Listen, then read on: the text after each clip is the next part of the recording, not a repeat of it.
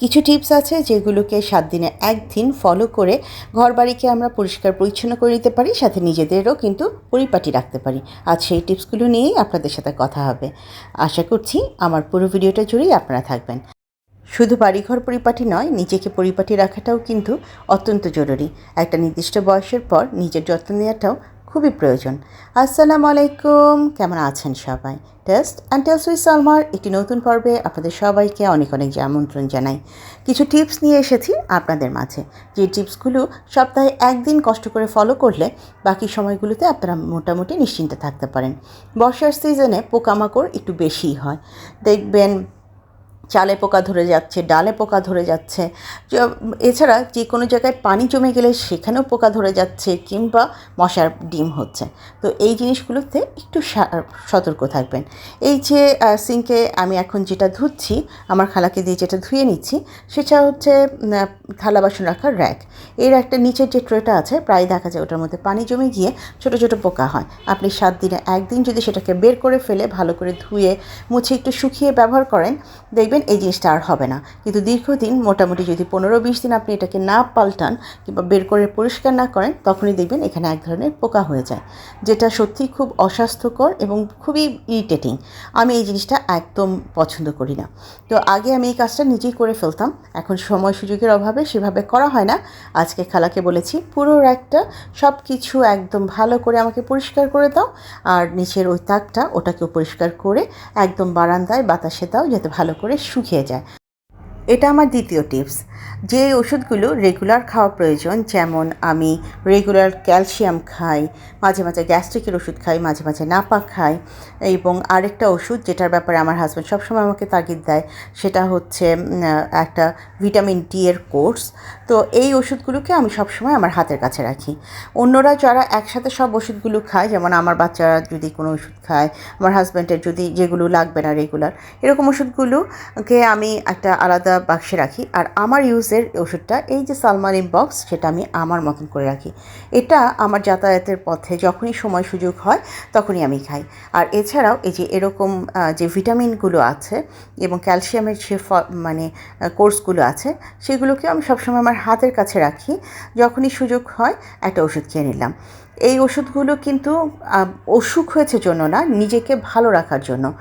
আমার বয়স যখন 44+ হয়ে গেছে, তখন থেকেই আমার হাজব্যান্ড কয়েকটা বিষয়ে আমাকে প্রেশার ক্রিয়েট করে।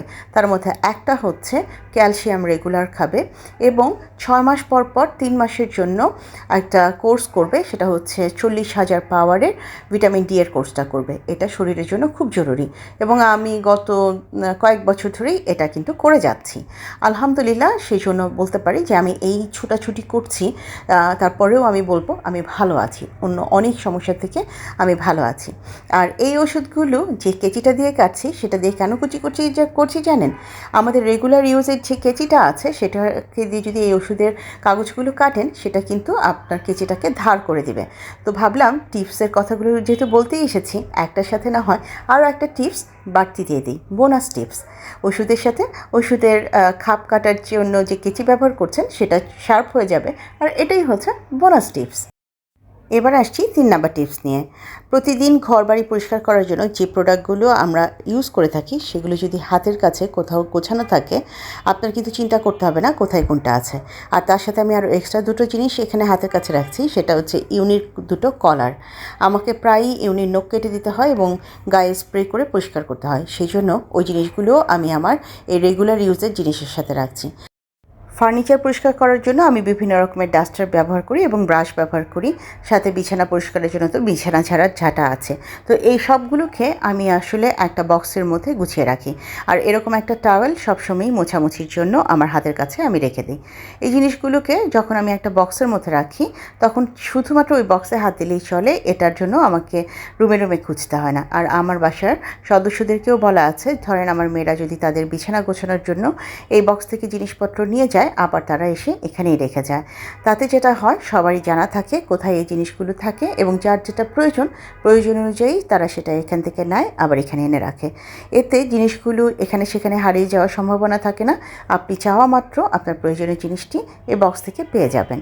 এটা আমি আমার কাজকে সহজ করবার জন্য এই বক্সটা তৈরি করেছি। আপনারাও চাইলে এরকম একটা বক্স আপনাদের হাতের নাগালে রাখতেই পারেন। এখন যে টিপসটা দেখাবো এটা আমাদের প্রত্যেকেরই একটা নোন ফ্যাক্টর, যাদের ঘরে ওভেন এবং ফ্রিজ আছে। এই হ্যান্ডেলগুলো না খুব তাড়াতাড়ি নোংরা হয়। আমরা ফ্রিজ যখন পরিষ্কার করি অবশ্যই বাইরের ডোর পরিষ্কার করি, কিন্তু এছাড়াও দেখা যায় রেগুলার ইউজের জন্য এখানে আঙ্গুলের ছাপ পড়ে যায় আর এটা দেখতে এত বাজে লাগে। তো আমি যেই কাজটা করি সপ্তাহে একদিন এই ক্লিনার স্প্রেটা দিয়ে আমি এটাকে পরিষ্কার করে নিই। আমি এখানে একটা ছোট্ট নরম যে নেটগুলো বাজারে পাওয়া যায় জিনিসপত্র দেওয়ার জন্য সেই নেট নিয়েছি আর স্প্রেটা করে আমি 2-3 মিনিট রেখে দিয়েছিলাম। ব্যাস, এবার এটাকে সুন্দর করে ডলে ডলে পরিষ্কার করে নিচ্ছি। ফ্রিজের এই হ্যান্ডেলগুলো যখন ছোপ ছোপ আঙ্গুলের দাগ থাকে আসলে দেখতে বেশি একটা ভালো লাগে না, আমার নিজের ভালো লাগে না। শুধু যে ফ্রিজের এই হ্যান্ডেলে পড়ে তা না, ওভেনেও দেখবেন প্রতিদিন ব্যবহার করতে করতে ওভেনের হ্যান্ডেলেও এরকম দাগ পড়ে যায়। আর তাছাড়াও যে নাম্বারগুলো যেগুলো দিয়ে আমরা খাবার গরম করি সেই নাম্বারগুলোতেও এরকম দাগ পড়ে যায়।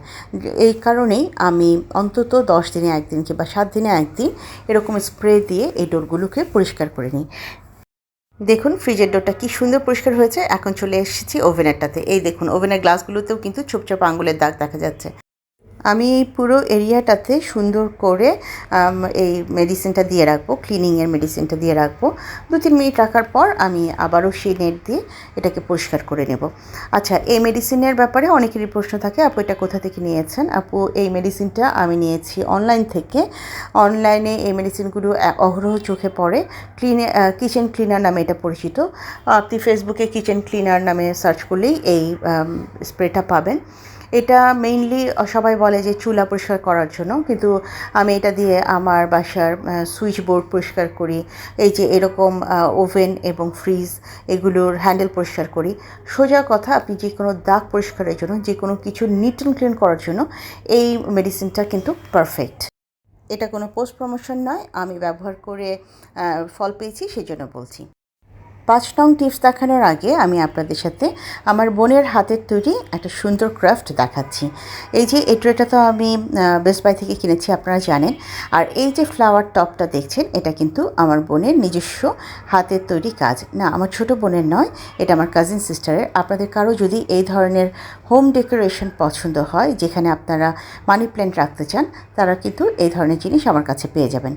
আর এইগুলো কি জানেন, এগুলো হচ্ছে আইডি কার্ড। এত আইডি কার্ডের মেলা। আমার 2 মেয়ের প্রচুর আইডি কার্ড, স্কুলের, কলেজের, তারপর তাদের কোচিংয়ের। তো এত আইডি কার্ড তারা এনেই কোথাও না কোথাও ঢাল দিয়ে রাখে, কোথাও না কোথাও রাখে। যেটা রেখে পরে আবার চিল্লাচিল্লি শুরু হয়, কোথায় রাখলাম। এই সমস্যার সমাধানে আমি এরকম একটা ঝুড়ি তাদেরকে দিয়ে রেখেছি, যেখানে তারা রেগুলার আইডি কার্ডগুলো এনে রাখে। এই ঝুড়িগুলো কিন্তু আমার পেজের নিজস্ব প্রোডাক্ট। তো এই ঝুড়িগুলো বেশ কিছু ছিল, সেখানে আমিও কিছু কাজে লাগিয়ে নিয়েছি। যেমন এই যে দেখুন চার্জারগুলোকে রাখা, তাছাড়া আমার বাইরে যাওয়ার জন্য যে চাবি হাতের কাছে রাখা, এগুলোকে কিন্তু আমি এভাবে গুছিয়ে রাখি।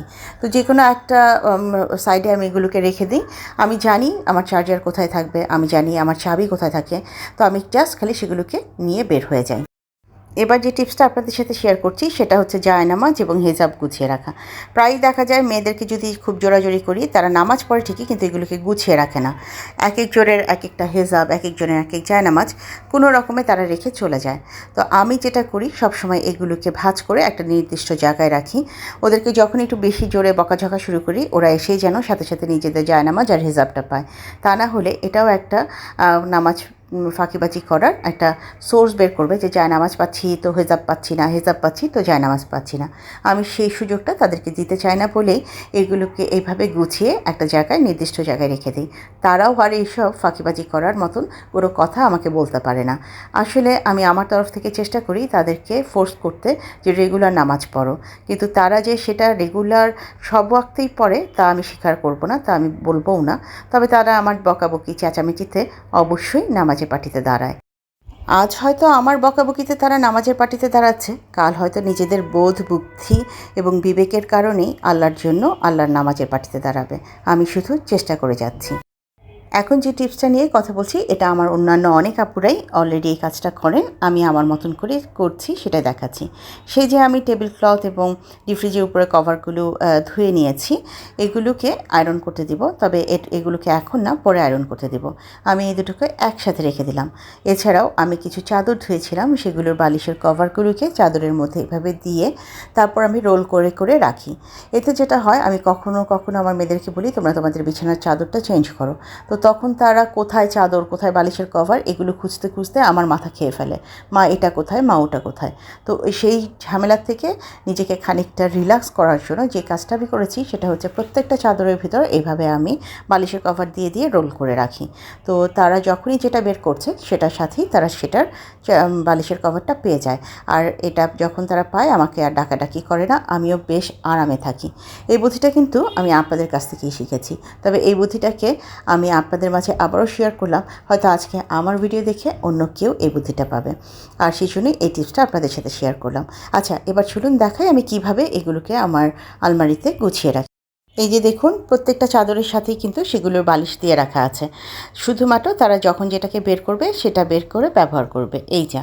তো আমি এখানে আমার ডাইনিং টেবিলের ক্লথ এবং ফ্রিজের যে কভারটা সেটাও একসাথে রেখেছি, ওটাকে পরে আমি ইস্ত্রিতে পাঠিয়ে দেবো। আর বাকি চাদরগুলোকে এই যে এইভাবে গুছিয়ে রাখছি। অনেক তো হলো ঘরবাড়ি গুছিয়ে রাখা, পরিপাটি রাখার টিপস। এই টিপসটা আমার নিজের জন্য। এই টিপসটায় আমি আমার নিত্য ব্যবহার্য জিনিসগুলোকে এরকম একটা ঝুড়িতে রেখে থাকি, যেহেতু আমাকে প্রতিনিয়ত দুটো মেয়ের সাথে দৌড়াদৌড়ি করতে হয়, বিভিন্ন কোচিংয়ে যেতে হয়, স্কুলে ড্রপ করতে হয়। কিছু প্রোডাক্ট আছে যেগুলোকে আমি একদম আমার হাতের নাগালে রাখি।